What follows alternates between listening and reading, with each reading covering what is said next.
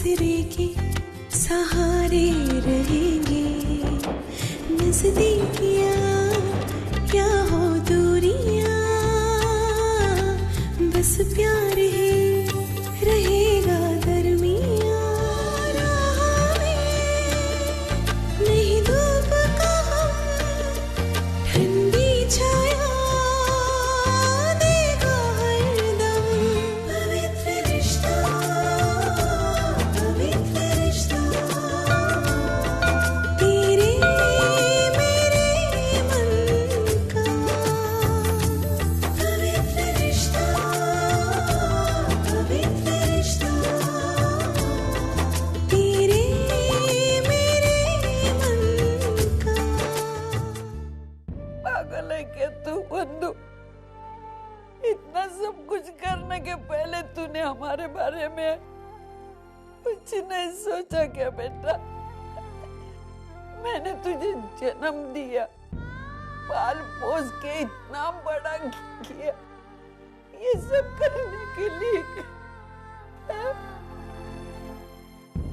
बोलना बेटी, पहले हम हमारे सचिन को खो चुके हैं। अगर तुझे कुछ हो जाता तो हम क्या करते बंधु? बंधु, अरे आज तक हजारों मुसीबतें आई, लेकिन हमने कभी मैदान नहीं छोड़ा। फिर आज तूने ऐसा क्यों किया? मैं बहुत डर गई थी बाबा।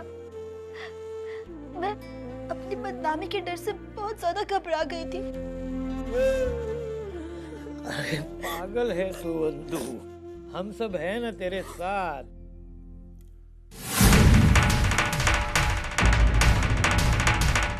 ये लड़की ना हमारे जिंदगी में आती, ना हम हमारे सचिन को खोते, ना ये बंधु पे ये नौबत आती। बस कर आई।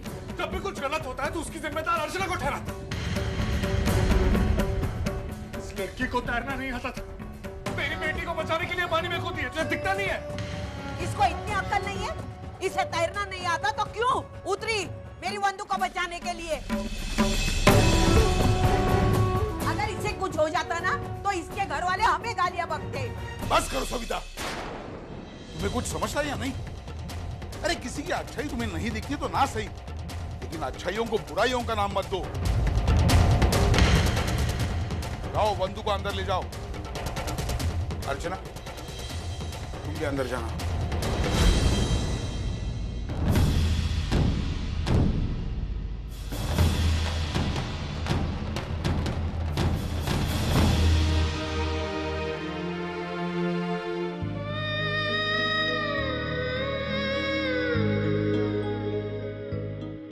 थाना बेटा, तुम भी जाकर आराम करो। जो भी हो रहा है काका, सब मेरी वजह से हो रहा। ना मैं बंधु को जाने के लिए बोलता और ना ये सब कुछ होता।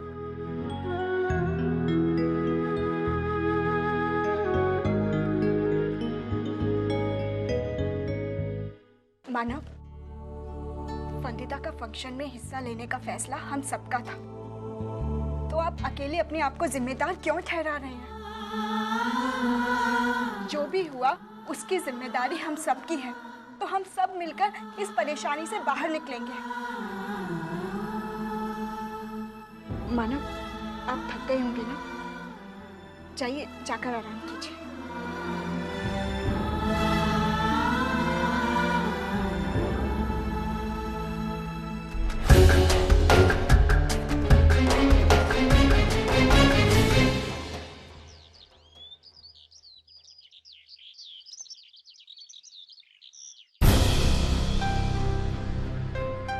बाबा, हाँ बेटा। चाह। हाँ।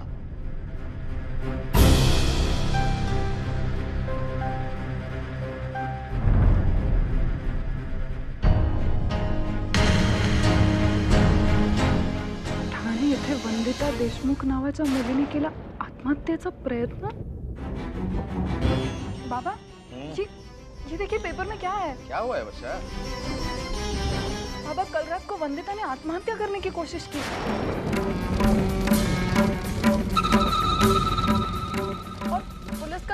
ये पुरानी दुश्मनी या फिर झगड़ा इसकी वजह हो सकती है। अरे देवा, ये कैसे हो सकता है? कल ही तो मेरी अर्चू से बात हुई थी, उसने ऐसी कोई बात नहीं कही। अरे कैसे कहती है? ये तो सब कल रात को ही हो गया है ना। हाँ ये भी तो सही है, पता नहीं उस घर को किसकी नजर लगी है। हमेशा कुछ ना कुछ हो ही रहा है, एक हादसे से संभलते नहीं और दूसरा हादसा हो जाता है। मुझे लगता है हमें बंदूक को देखने के लिए वहां जाना चाहिए।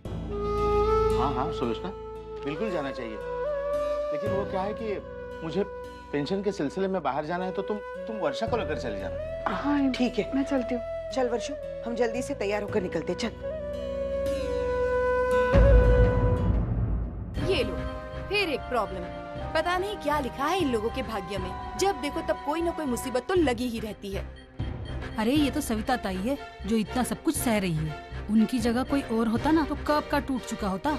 लेकिन तुझे लगता है लक्ष्मी, सविता ताई ये सदमा बर्दाश्त कर पाएगी? बेटी की बदनामी का बोझ उठाना कितना कठिन होता है। बात तो तू सही कह रही है। बापा सविता ताई को ये सब कुछ सहने की ताकत दे और उनके जीवन में सुख शांति बनाई रखे।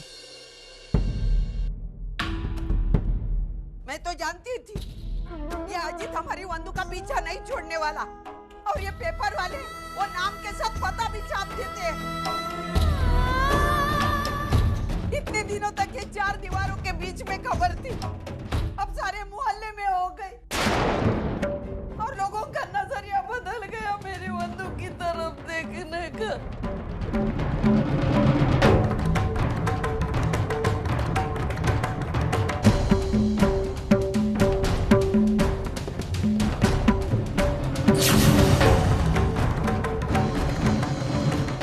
आई वही रुक जा।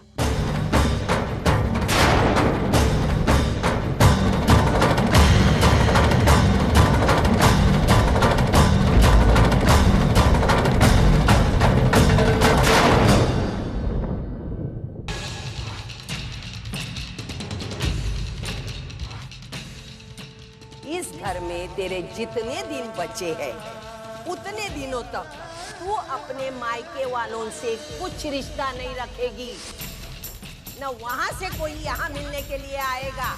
ये अगर मंजूर है कोई तो अंदर आ सकती है। अरे आइए ना आप लोग अंदर। नहीं आए, तुम दोनों अंदर नहीं आओगे। ये कैसी बात कर रही हो अर्चना? मानव प्लीज, आप इस बारे में कुछ नहीं बोले तो अच्छा। आई, ये मेरा ससुराल है। मेरे ससुराल के लोगों की मर्जी मेरे लिए बहुत ज्यादा मायने रखती है।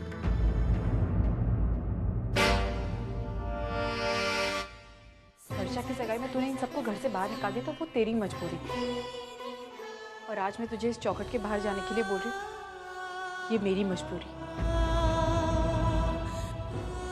लेकिन अर्चू, आई, अजीत की खातिर तूने इन सबको घर से बाहर निकाल दिया था। आज उसी अजीत की वजह से मेरे घर वाले पता नहीं क्या क्या भुगत रहे। न चाहते हुए भी तूने अजीत के साथ रिश्ता निभाया। आई, और मुझे नहीं लगता तुझे ऐसे हालात में यहाँ आना चाहिए, इसलिए तू वापस चली जा। अर्चना, जो हुआ सो हुआ, अब इस बात को लेकर नहीं बाबा, मैं अपने शब्दों से बंधी हुई हूँ।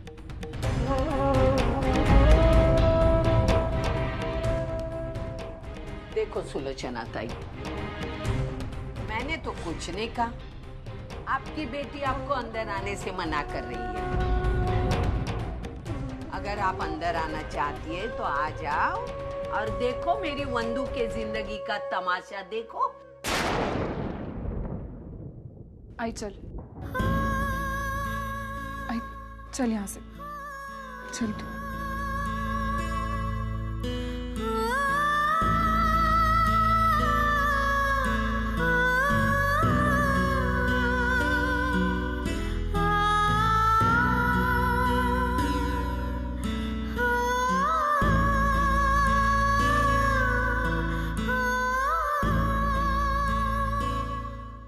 पता है तूने क्या किया है?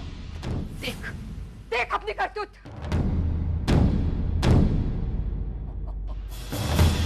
मैंने अपना बदला ले लिया। अच्छा, और उस बदले के साथ साथ मेरा और अपना खुद का नुकसान किया है, उसका क्या? अरे क्या जरूरत हिम्मत थी तुझे उस कॉलेज में जाकर इतना बड़ा तमाशा करने की? तुझे पता है अजित, तूने मेरी रेपुटेशन, मेरी कुर्सी, मेरी हैसियत सब कुछ दांव पर लगा दिया है। तुझे पता है उस अर्चना ने रेप अटेम्प्ट को लेकर महिला समिति में अर्जी दे दी है। ऊपर से वनिता का ये सुसाइड अटेम्प्ट। तुझे पता नहीं अजीत, कितना बड़ा बवाल खड़ा हो जाएगा। आई, कितनी चिंता करती है तुम? कुछ नहीं होगा।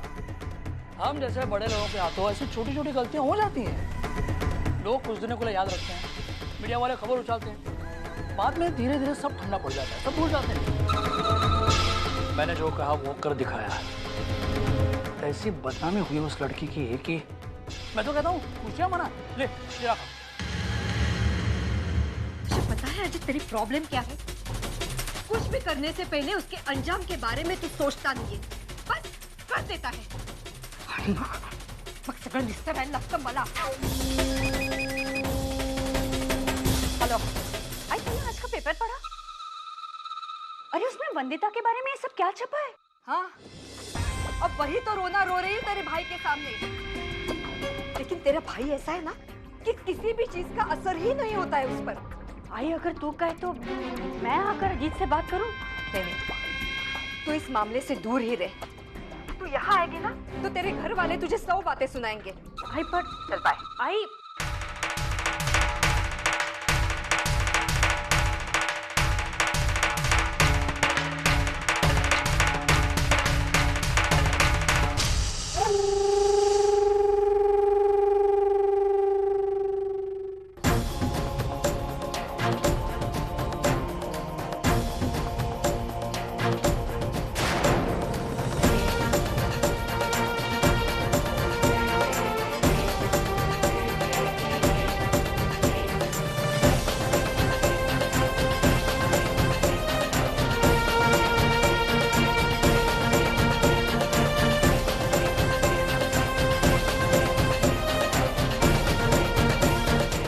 बंधु, अपने आप पर इतनी चिड़चिड़ करके, गुस्सा करके तुझे कुछ नहीं मिलेगा। तू जितना चिढ़ेगी, जितना गुस्सा करेगी ना, उससे तुझे तकलीफ होगी, उससे तू कमजोर पड़ेगी, और तू कमजोर पड़ेगी ना तो गुस्से में आकर गलत फैसले लेगी। ऐसा ही गलत फैसला मैंने अपनी जिंदगी में लिया था। बिल्कुल ऐसे ही हालात थे, ऐसा ही दर्द था।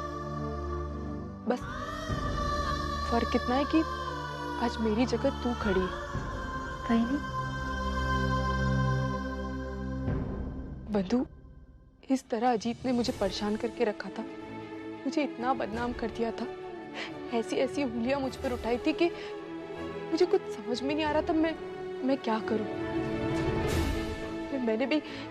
मैंने भी गुस्से में आकर मरने की कोशिश की, लेकिन मेरा वो फैसला गलत था।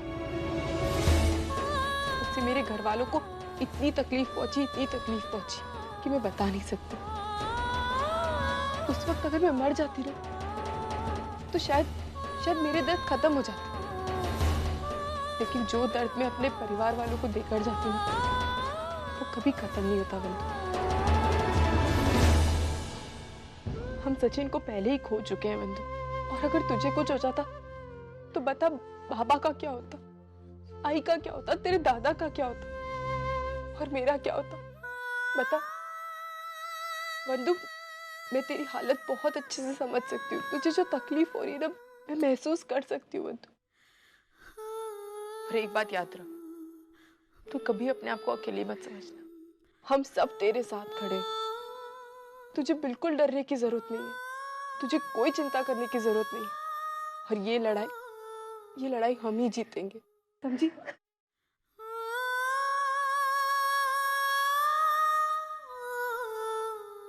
बस बंधु बस, अब बिल्कुल रोना बंद कर। भूख लगी है ना तुझे बंधु? चल अब बिल्कुल चुप हो जा, रोना बंद कर। खाना खाएगी ना तू?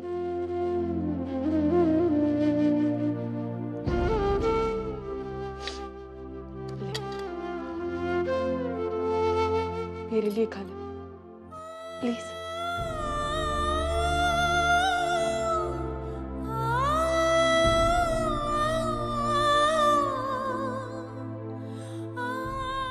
खाएगी अपने हाथ से? लेखा।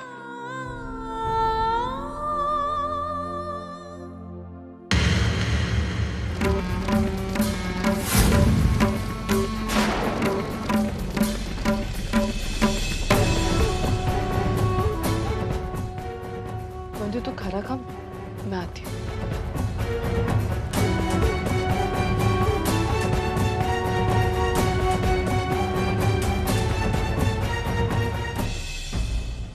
मानव, मुझे आपसे कुछ बात करनी है। कम से कम शांति से खाना तो खाने दो इन्हें।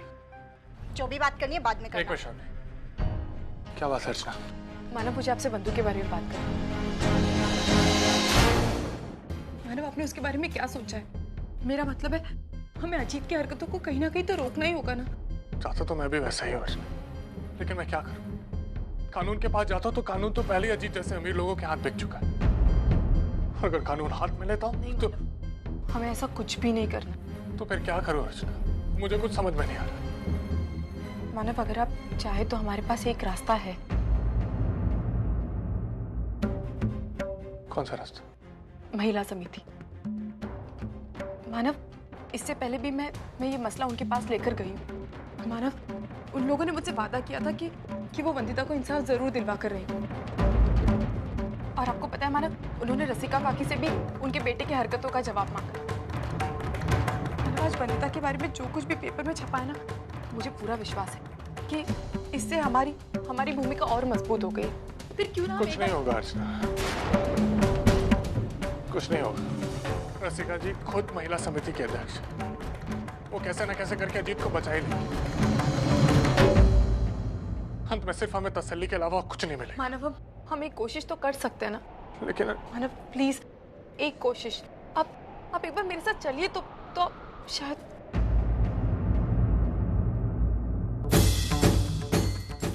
ठीक है, चलो।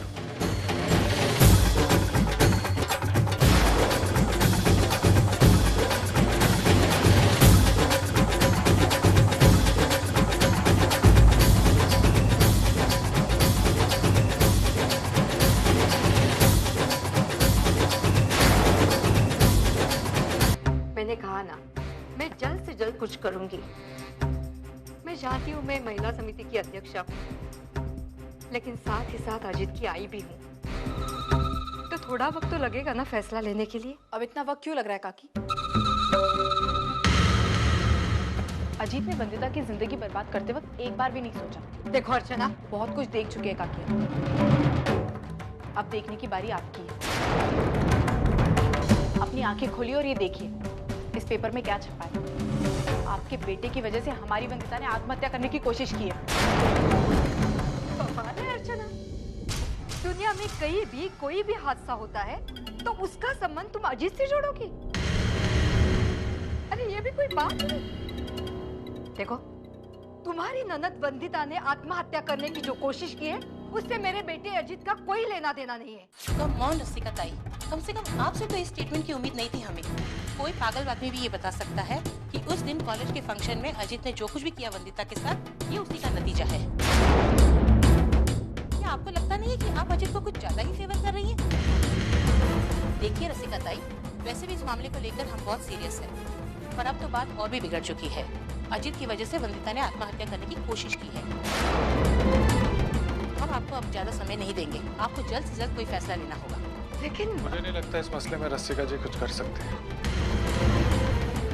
क्योंकि अगर वो अजीत के खिलाफ कार्रवाई करते हैं तो उनके अंदर की आई बीच में आती है। क्यों रसिका जी? रसिका ताई, आपने आज तक कई फैसले लिए हैं और हमने भी आपके हर फैसले का मान रखा है, लेकिन बात आज आपके बेटे की है। जिस औरत के बेटे पर वुमन एक्सप्लॉयटेशन का मामला चल रहा हो, उस औरत को इस कुर्सी पर बैठना ठीक नहीं लगता। माफ कीजिएगा रसिका ताई, जब तक इस मसले का कोई हल नहीं निकल जाता, आप इस कुर्सी को खाली कर दीजिए। आपके पास सिर्फ 2 दिन हैं और हम इन 2 दिनों में कोई ऐसा कदम नहीं उठाएंगे जिससे अजीत मुश्किल में पड़ जाए। लेकिन अगर आप अपनी तरफ से अपने बेटे को सजा देने में नाकामयाब रही तो हमें मजबूरन कानून का सहारा लेना होगा। अब आप फैसला कीजिए कि आप क्या करना चाहती हैं। आज से रसिका ताई की जगह मिसेस कामत उनका पद संभालेंगी। रसिका ताई,